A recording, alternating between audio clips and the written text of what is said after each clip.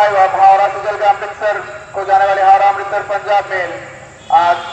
वाराणसी से चल के लखनऊ तक डाइवर्टेड कर दी गई है।